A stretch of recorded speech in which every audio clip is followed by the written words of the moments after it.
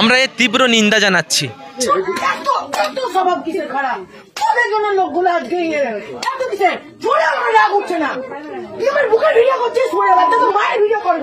ছি ছি ছি, একটা বয়স্ক মানুষের এমন ভাবে মারা হলো।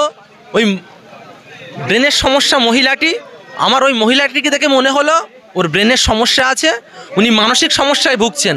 না হলে একটা ওনার বাপের বয়স্ক মানুষকে কিভাবে মারতে পারলো, এটা আমরা দেখে এর তীব্র প্রতিবাদ জানাচ্ছি, তীব্র নিন্দা জানাচ্ছি। আপনারা যদি এই মেয়েটার যদি কোনো ঠিকানা পেয়ে থাকেন অবশ্যই আমাদের সঙ্গে যোগাযোগ করেন।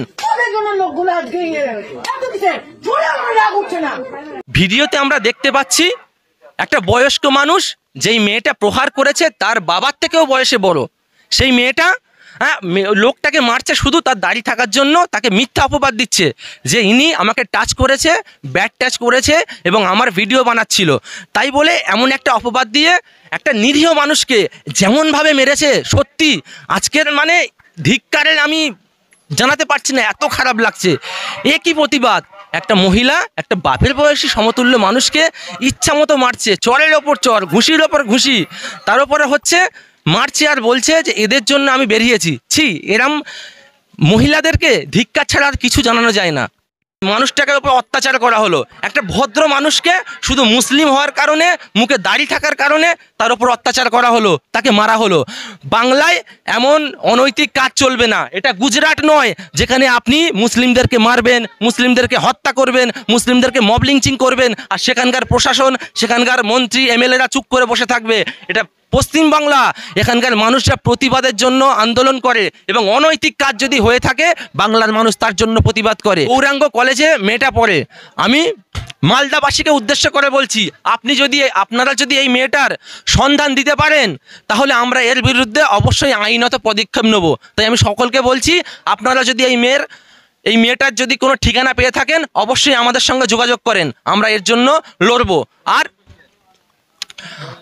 যোগাযোগ নাম্বার 8348303696, এই নাম্বারে আপনারা যোগাযোগ করুন। এই মেয়েটার বিরুদ্ধে আমরা আইনত পদক্ষেপ নেব।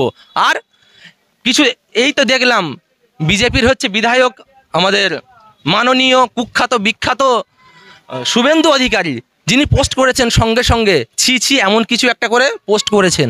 তিনি হচ্ছে এত বড় দাঙ্গা লাগানোর চেষ্টা করছে। গার্ডেন রিচ কিছু দিন আগে যে এটা হলো ঘটনা আপনারা দেখেছেন, ওখানে মুসলিমদের কোনো দোষ ছিল না, তবুও মুসলিমদেরকে টার্গেট করার জন্য মিথ্যা অপবাদ দিল। ঠিক এখনই মুসলিমের ওপর অত্যাচার হলো, তবু মুসলিমদেরকে দোষ দিচ্ছেন। সব থেকে বড় দাঙ্গাবাজ যদি কেউ থেকে থাকেন এই বিধায়ক শুভেন্দু অধিকারী চাইছেন যে বাংলাতে একটা সাম্প্রদায়িক দাঙ্গা লাগানোর জন্য, যাতে এই 26-এর ভোটে উনি একটা ভোট ব্যাংক বাড়াতে পারেন এবং এখানকার মুখ্যমন্ত্রী হতে পারে। আমি আপনাকে বলতে চাই, আপনি এই স্বপ্নই দেখবেন, আপনার রুটি শেখার দিন শেষ হয়ে গেছে। বাংলার মানুষ আগে আপনাকে সাপোর্ট করত, কিন্তু বাংলার মানুষ এখন বুঝে গেছে আপনি চিটিংবাজ। আপনি বাংলার মানুষের হচ্ছে মস্তিষ্ককে আপনি ধোলাই করছেন যাতে এখানে একটা সাম্প্রদায়িক দাঙ্গা লাগানো যায়, আপনি এখানে কি করে ফুটে খেতে পারেন সেই চক্রান্ত করছেন। এটা বাংলার মানুষ জেনে গেছে। তাই আপনার এইসব চক্রান্ত আর করবেন না, বাংলার মানুষকে শান্তিপূর্ণভাবে থাকতে দিন।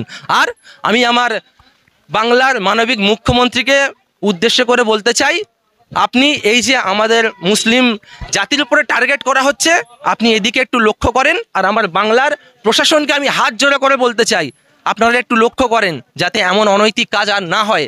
কারণ এটা বাংলা, এখানে মানুষ সম্প্রীতিকে বজায় রেখে সংবিধান মেনে এবং হিন্দু মুসলিম জৈন খ্রিস্টান সকলেই একত্রে বাস করে শান্তিপূর্ণভাবে। এটা গুজরাট নয়। তাই আপনাদের অনুরোধ করব, এটা গুজরাট হতে দেবেন না।